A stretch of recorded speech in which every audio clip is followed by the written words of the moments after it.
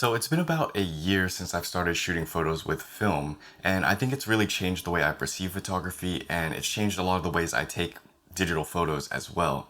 And I want to share some of the things I've learned with you guys. So this video is going to be all about that. 5 things I've learned from film photography that has changed the way I've kind of taken photos. And I think it's really interesting. This is not a film versus digital kind of debate. I like both mediums, but these are just some of my thoughts. So let's go ahead and get started. The first and probably most obvious thing about film is that it forces me to slow down. Shooting film is a different experience than shooting digital because with digital, you can kind of go rapid fire, you can go fast, you can take pictures of whatever you want. But with film, you got to think about all the things, not only exposure, but you got to focus manually and you got to make sure everything is right per the film you have inside the camera. You know what I mean? So film has really forced me to slow down when I'm taking the actual photo because I have a lot less exposures. I don't want to waste a shot. I want to make sure that shot is right when I'm taking the picture so I don't have to shoot another one. And I actually won't entirely know if that shot is right or wrong. So I got to get it right on the first go sort of thing. And I think that's really interesting about film photography is that it really forces you to dial in and nail those shots. So I'm trying to kind of implement this into my own digital photography because I don't want to just be firing a bunch of things and ending up with a bunch of lousy shots. I want to really focus and think about the shot before I take the shot and while I'm taking the shot as well. That way I end up with more quality photos than just a bunch of random images or lousy shots, you know what I mean? So this kind of brings me into my next point. Film has not only forced me to slow down when I'm taking the shot itself, but it's forced me to become a little bit more selective on the shot I'm taking before I actually take the shot in the first place. And this kind of coincides with the amount of film I have, the amount of exposures I have. So with 35mm film, I have 36 exposures, which to be honest is kind of a lot. I've noticed I've taken a lot less photos when it comes to when I have film, and that's the good thing. And so on the medium format camera I have, the Bronica, I only have 12 exposures, so I even have like less shots there. And this is the cool part because it forces me to be selective about the photos I take. I'm not going to take 50 more pictures of the same coffee cup or, you know, that tree over there. I'm going to be more selective and I'm going to weed out a lot of the photos that, you know, that I've just taken too many photos of and I don't really do anything with and aren't really good photos in the first place. I just kind of feel like I'm taking those pictures because I feel like taking a photo or the vibe is nice or I'm having a good day or something like that.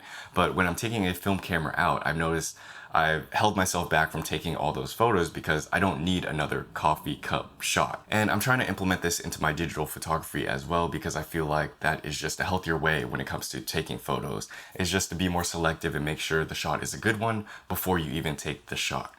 So moving on to the next point, I want to talk a little bit about kind of a technical aspect, and I've noticed this with the film cameras that I've been using is that I have to be much more precise with the focus. I think the fall off is a little bit different from digital. I've noticed in digital photography that I could focus on my subject's like shirt or something and I'll get his whole body in focus even if I'm wide open at like f2 or something like that. But even with the same aperture in film photos, I notice I have to be a little bit more precise with the focus.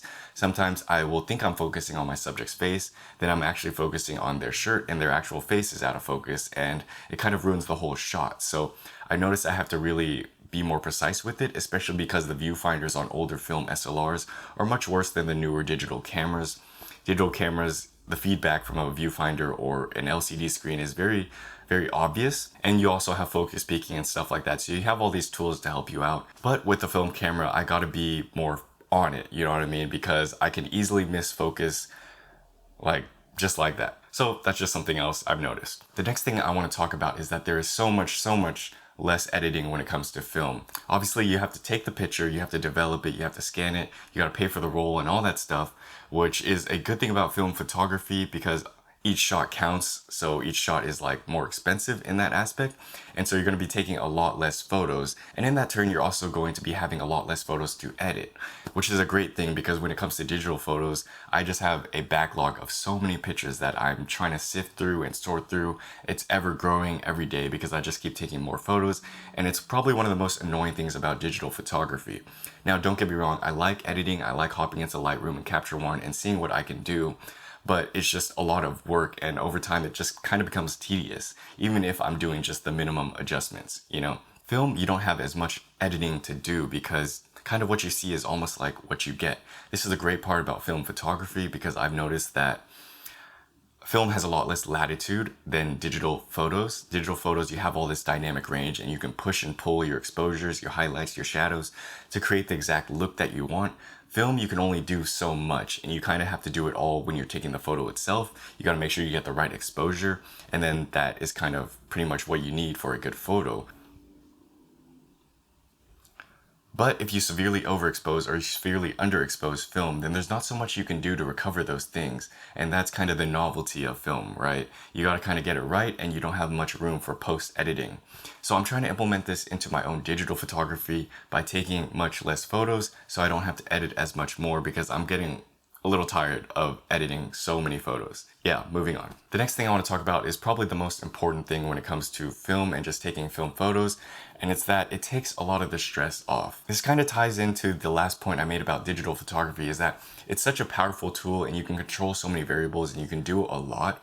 And while that's great and all, it kind of forces me to feel like I have to take advantage of that system when I'm shooting digital. You know what I mean? It feels like all my pictures have to be kind of perfect.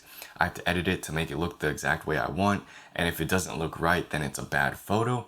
But that's not the case with film, because with film, you take photos less often and there's less of a desire for perfection. And that's the great thing, because I don't have to worry about making my photos perfect.